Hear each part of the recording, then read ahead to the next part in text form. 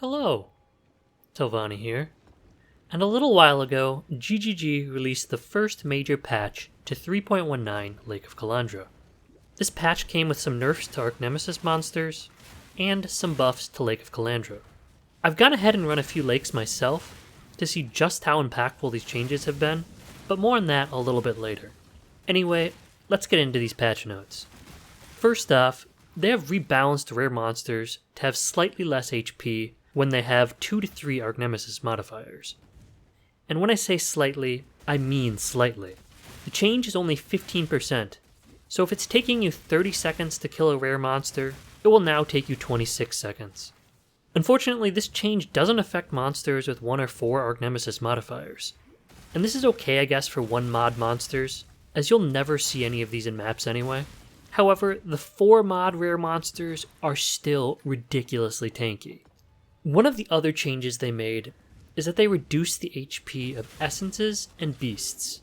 This should give us a little bit of relief, however I'd still expect these monsters to be severely overtuned until you've got a few dozen divines invested into your build. All in all, I think Archnemesis monsters' defenses need to be scaled back still, and their loot just doesn't feel that rewarding. I know you could technically get something good from them, however I still haven't seen anything outstanding drop. If I'm going to be spending 10 seconds interacting with these rare monsters, and be at severe risk of dying, I feel like I should see on average 3 or more chaos worth of drops from these 3 and 4 mod monsters.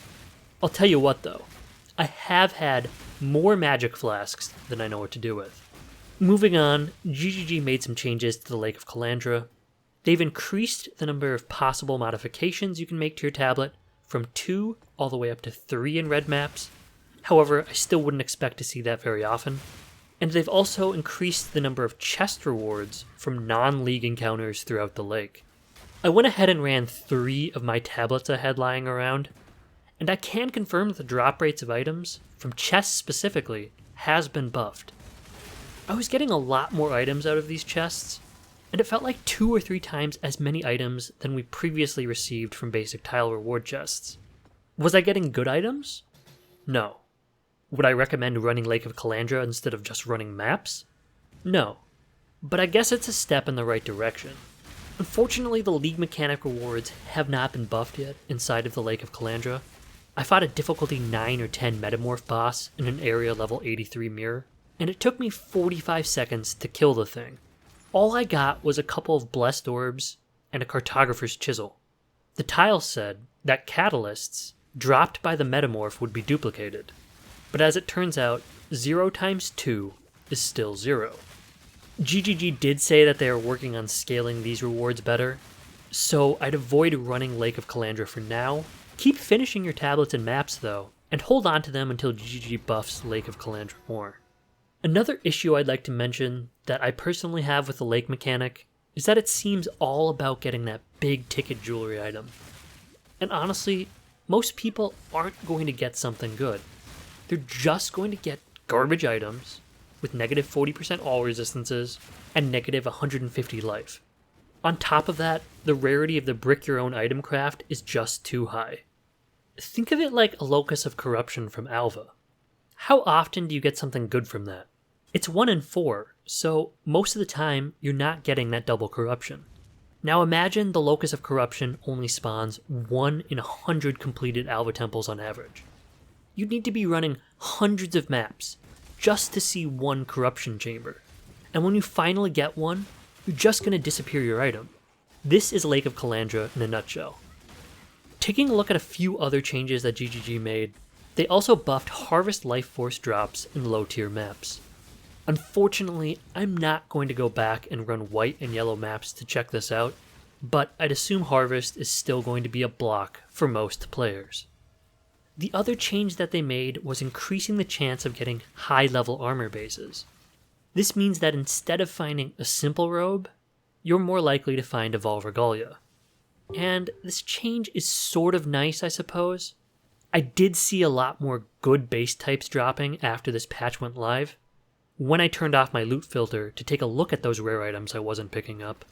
However, this buff doesn't really solve the core issue of itemization that we have, especially in the post-nerf spell suppression era. If we take a look at Craft of Exile, you can see that tier 1 spell suppression on a chest requires an item level of 86. When you're mapping and running content, the drops you receive are generally going to match the area level. Tier 16 maps are area level 83, so it doesn't really matter if a scale vest drops versus full dragon scale. You're not going to be picking either of them up to identify or use, past maybe the first few days of the league. If GGG wanted to make this really impactful, they would make it so that rare monsters always dropped the highest item level bases. Sure, this would devalue item level bases, but right now you're just not going to be using the items that you're finding. And this doesn't even solve for the issues of influenced items, like Conqueror mods such as Elevated Tailwind and Elevated Onslaught.